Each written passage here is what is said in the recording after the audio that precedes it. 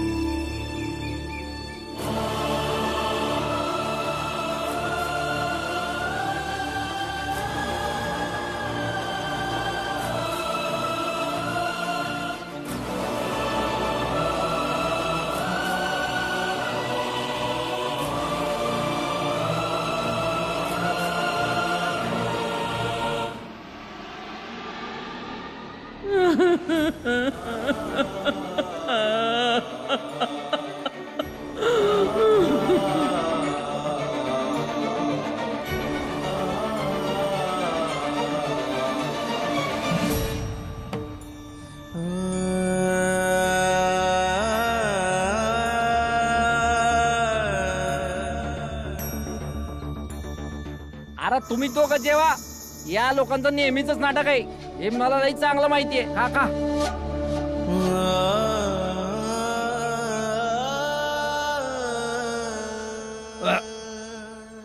सेठजी लई मजा आली. अहो तुम्ही आहे तर कुठल्याच गोष्टीची कमी नाही बघा. आणि तसं बी प्रत्येकाच्या नशिबात इतकं स्वादिष्ट जेवण मिळणार नाही.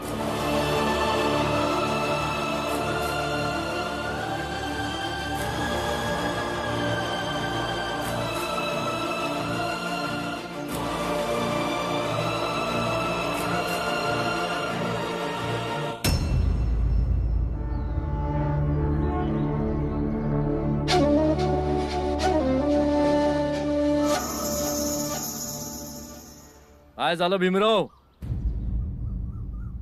सोडवू शकला नाहीस आपल्या भावाला?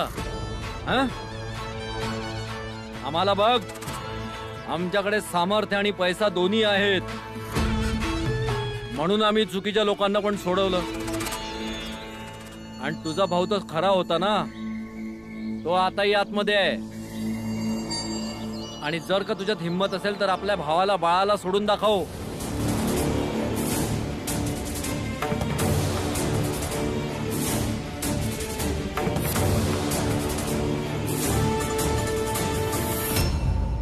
आंबेडकर गुरुजी, तुम्ही पण जा तुमच्या शिष्याच्या मांग मांग. आणि आपली जात आणि आपली लायकी आपल्या शिष्याच्या जातीची आणि लायकीची जोडून टाका. मग काहीतरी काम होईल बघा. आता उभं राहून तोंड काय बघताय आमचं? जाकी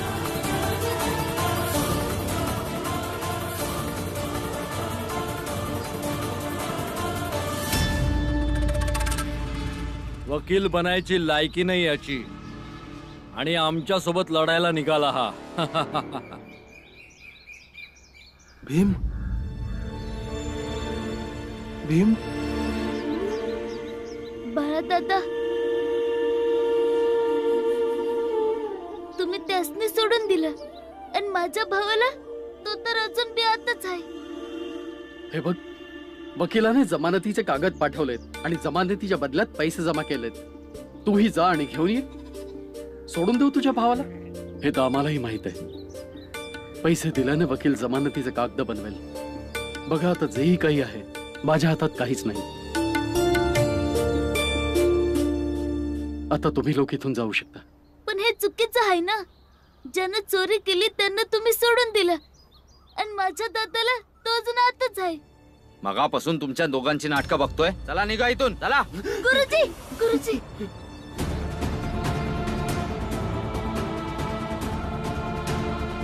न्याय मागणाऱ्या व्यक्तीला जर तुम्ही धक्का देऊन अपमानित केलं तर हा समाज कधीच योग्य प्रकारे चालणार नाही.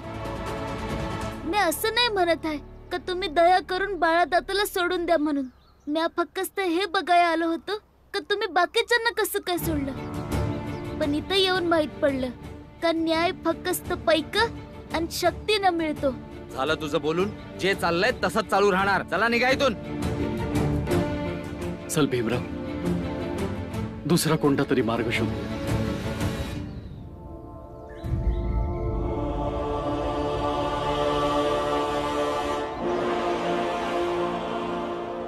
बदलेल. आज नाहीतर उद्या ही पूर्ण व्यवस्था बदलेल आणि समद्यासनी न्याय मिळेल. मग कुणाकडे पैक असो किंवा नसो, कुणाकडे बी शक्ती असो व नसो.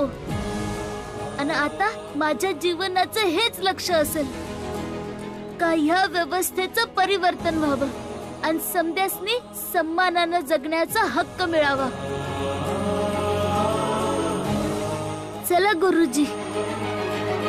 राष्ट्र संविधानाचा दूत शिल्पकार, दूत शिल्पकार, समता अन बंधुतेचा दूत सूत्रधार, दूत सूत्रधार. राष्ट्र संविधानाचा दूत शिल्पकार, समता अन बंधुतेचा दूत सूत्रधार. लेखणीच बनविले सशस्त्रधारदार, भेदांवर द्वेषावर करुणी तू प्रहार. साहेब माझा भीमराया, साहेब माझा भीमराया, साहेब माझा भीमराया.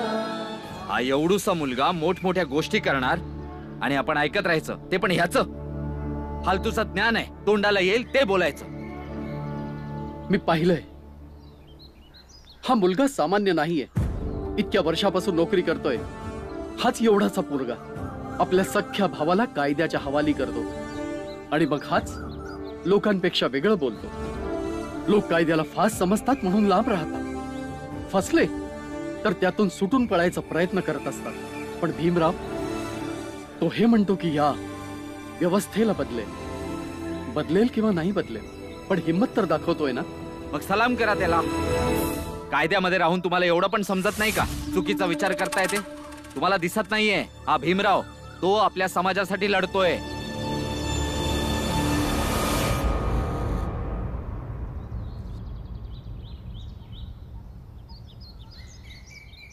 भीमराव आंबेडकर, माझी इच्छा आहे की तू जे बोलला होतास ते तू नक्की करावं आणि मी तुला सलाम करावा.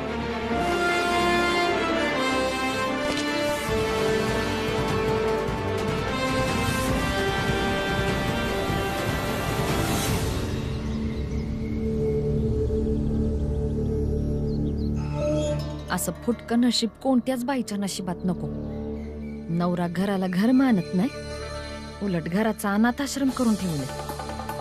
सौताचं पोर नको ह्याला, कोणा दुसऱ्याचं पोरग रस्त्यावरून उचलून घरात आणून ठेवलंय.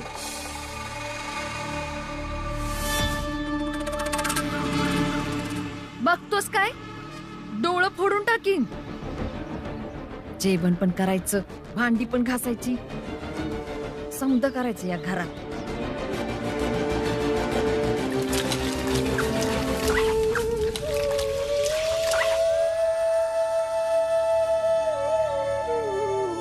काय आहे? काढून टाका ना माझं डोळं. माझी आई म्हणायची की माझं डोळं खूपच छान आहेत. डोळच नाही राहिले तर आईची आठवण पण नाही यायची. तुम्ही मला जेवायला नका देऊ, तसं पण मला खायला काहीतरी मिळेलच, जसं आतापर्यंत मिळत आलंय. लोक इतके पण काही वाईट नाहीयेत की भीक मागितलं तर जेवण पण नाही देणार. फक्त तुमच्या घरातनं नका हाकलवू. या जगात असंच भटकलं खूप त्रास देत. खूप वर्षानंतर काल रात्री मला शांत झोप लागली. मला इथून बाहेर नका हाकलवू.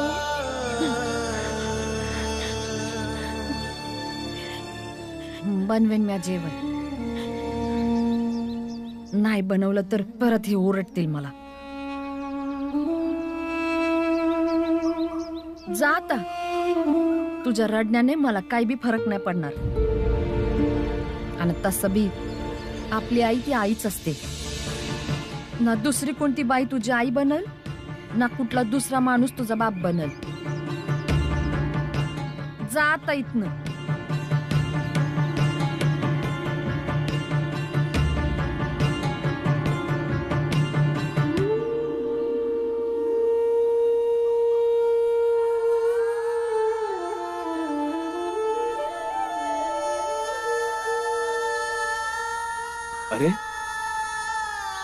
तू घराच्या मागच्या बाजूला का बसलायस?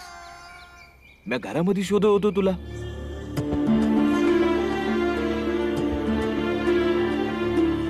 ये घे पुस्तका. जिथून तू शिक्षण सोडलं होतंस तिथून आता पुढं सुरू कर. घे. तुम्ही माझ्यासाठी एवढं का करताय? माहित नाही का करतोय. बहुतेक यासाठीच की माझं कोणी आपलं आहे, ज्याला शिक्षणाची लय आवड आहे, पण मी त्याची मदत नाही करू शकत आहे. बस यासाठीच. घे.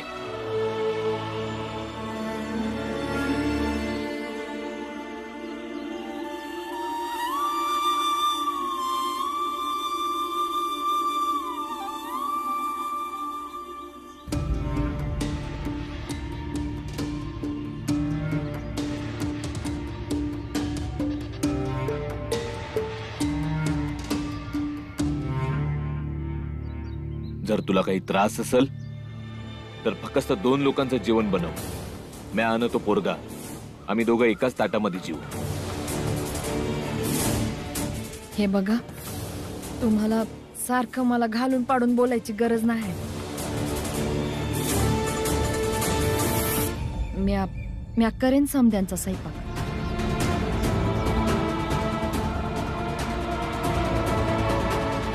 भीमराव आणि त्याची सर्व भावंड 2 वेळच्या अन्नासाठी मदत मागत फिरतील. आजवर त्यांना त्यांच्या जातीची जाणीव झालेली नाही, परंतु आता ती होईल. ही गोष्ट सगळीकडे पसरवा की जर त्यांच्या घरातला कोणी दिसला तर त्याला लगेच लांब हकला आणि असं सांगून हकला की आम्ही तुम्हाला काहीच मदत करू शकणार नाही. ठीक आहे महाराज, आम्ही आताच निघतो.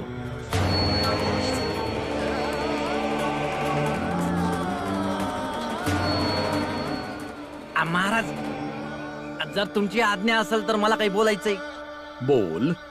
महाराज, आज रात्री काही कामानिमित्त मी दुसऱ्या गावात जातोय, म्हणून विचार केला जर तुमचा चमत्कारिक अंगारा मिळाला असता तर तो वाटता आणि वर्गणी गोळा करता आलो असतो. यामुळं तुमच्या मंदिर निर्माण कार्याला काही रकमेचा हात लागला असता. अवश्य मंगेश, तुझा विचार तर चांगला आहे.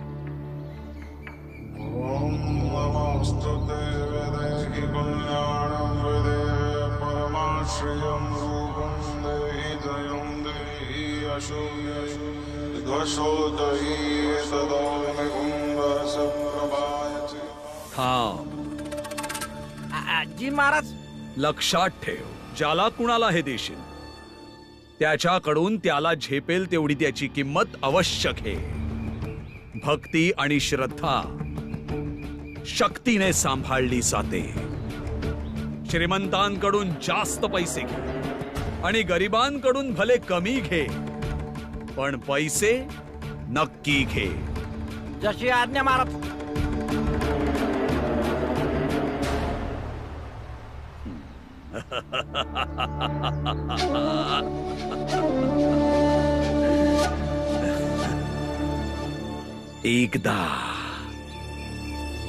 एकदा का काही करून आमचं मंदिर तयार झालं की मग दररोज इथे लोक येतील दान धर्म करायला. आणि जर मंदिर अमीर तर आम्हीही अमीर. आणि मग जागोजागी आम्ही आमची मंदिरं बांधू. आणि मग एक दिवस आम्हीच बनू भगवंत, ईश्वर, सर्वज्ञ महाप्रभू.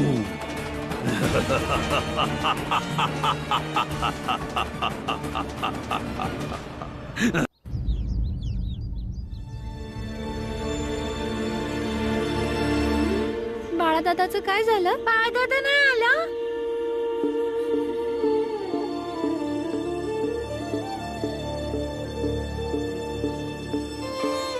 समजा ते पैकवाल आणि ताकदीवाल्यांचं काम आहे.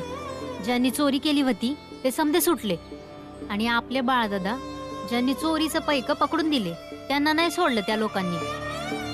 आणि आपल्याकडे पैका बी नाहीये. आणि आता बाळदादा कधीच नाही सुटणार.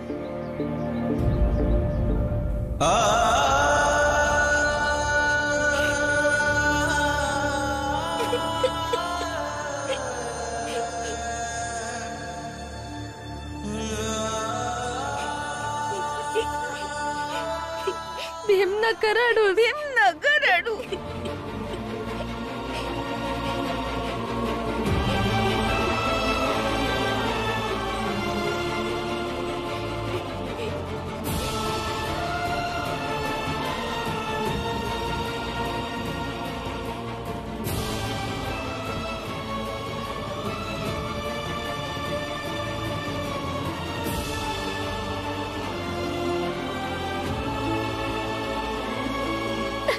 घरात रातच्याला खायला काय बी नाही हाय.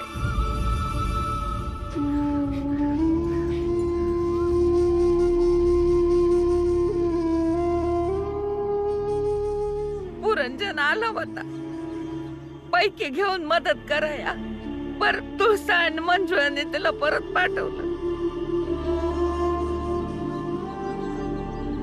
मला वाटतंय की अशा अडचणीच्या येळी थोडी मदत घ्यायला हवी होती.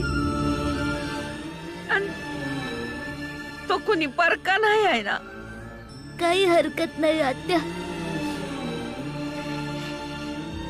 जर भावांच्या मागे बहिणींचा आशीर्वाद असेल तर आम्ही मिळून या दुःखाचे समधे दिवस काढू आणि रात्रीच्या जेवणाला काहीतरी करूच.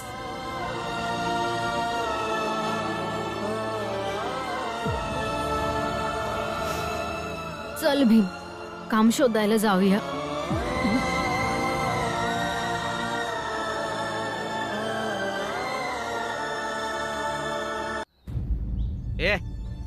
चल निघ, चल चल. लांब हो. चला निघा इथनं. चल चल लांब चल चल. चला बाळा. चल निघ. चल हट. चल जा इथून. आम्ही तुझी काय मदत विदत करणार नाही. विचित्रच लोक आहेत ही, ज्यांच्याकडे आपण मदत मागत बी नाही ते पण आपल्यापासून लांब चाललेत. त्यासनी आपल्याला दाखवून द्यायचं आहे का आपण असंही आहोत.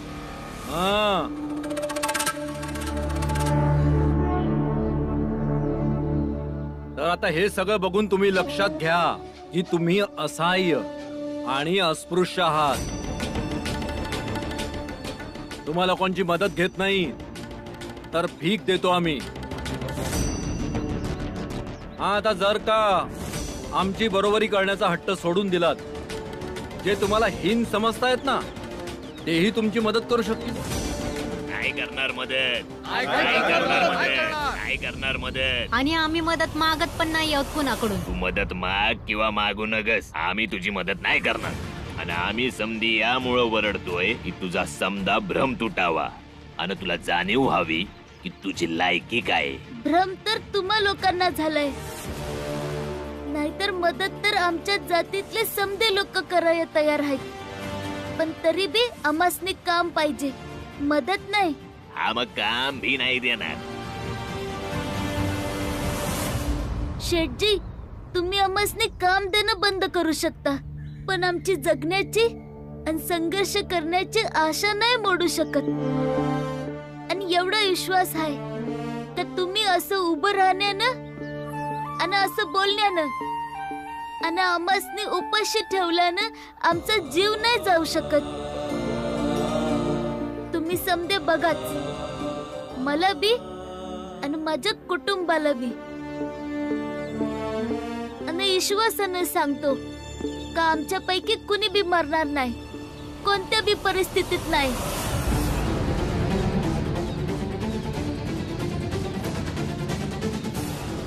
चल आनंद दादा.